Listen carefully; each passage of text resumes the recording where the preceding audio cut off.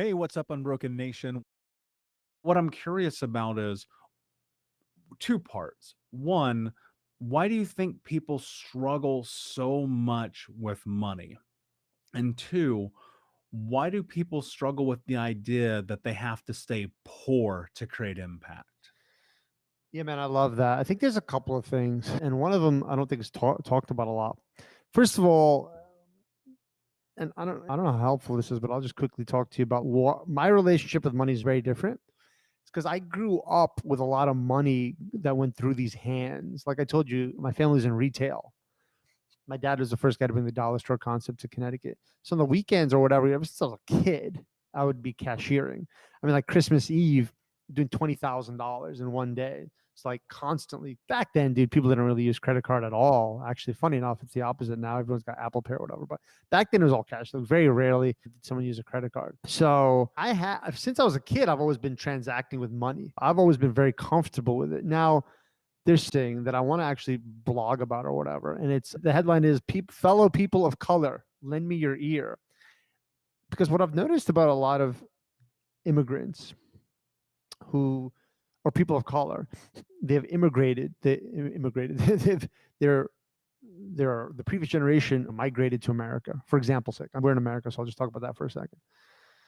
They came to America to live a better life because wherever they came from, my parents were born in Africa, for example's sake. Wherever they came from, things were not going that well. People come to America for better opportunity. So think about that for a second. Generally speaking, a lot of people who come to America are coming because they're not in a great situation. They want to live a better life. So the kids are growing. So those, let's just call them parents for now. Those parents, they had it hard in their old country and they had to struggle and save. So they come to America and now they're very frugal, very frugal. By the way, this is my own kind of hypothesis. In my own observation, they're very frugal. Okay. And that because they're used to living in the old country was a struggle. And then that frugalness, that scarcity mindset transfers over to their kids. I grew up in America and I saw firsthand when my parents got here, they were born in Africa, then they moved to England, then they came to England. They came here from England to New York in the 70s. When my dad came here with his brothers, it was winter and there was a big Lincoln Town Car, one of my favorite cars.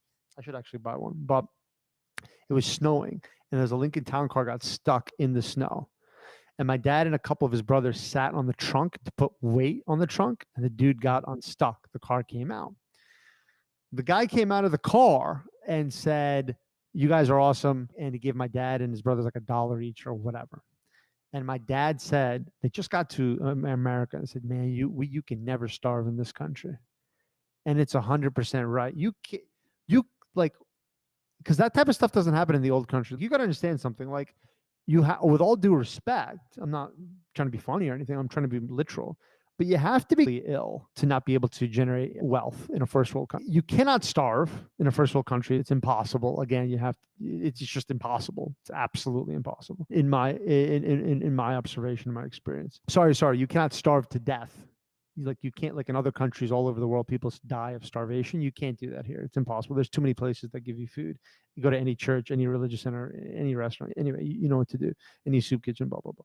But what I've experienced is that, have you ever asked somebody for $5? Be like, "Hey, dude, I need to borrow $5. And that person, "Man, I wish you asked me 5 years ago. I had $5 5 years ago, but then I bought that cheeseburger and that was it, man. Never got any money after that."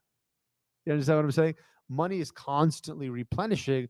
It's just that I think a lot of people have a scarcity mindset. And I think they inherited a lot of that from their parents, in my observation. And I just want to make it clear to people that, dude, like, I can literally write, especially online.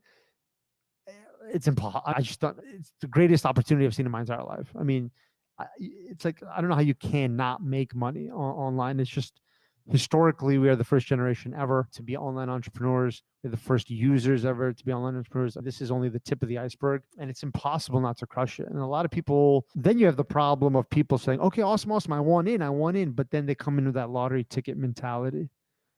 They come into that lottery. They don't understand that it's a real business. The first business transaction ever was, I don't know, 77,000 years ago, something like that, where they were trading volcanic glass off the coast of Fiji. And then they got into marketplaces, tents, bazaars. Then the trains and ships were invented. They started doing business that way. Then they invented mail. Then they started doing business with mail order business. Then retail was invented and everyone started going to brick and mortar Walmarts and stuff like that. And now the new mode, so to speak, is the internet.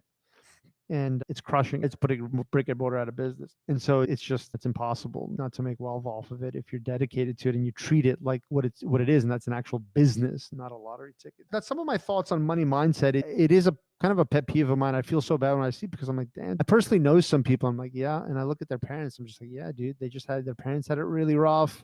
And they always had this scarcity mindset, and they just transfer that over to their kids. And that really saddens me when I see that.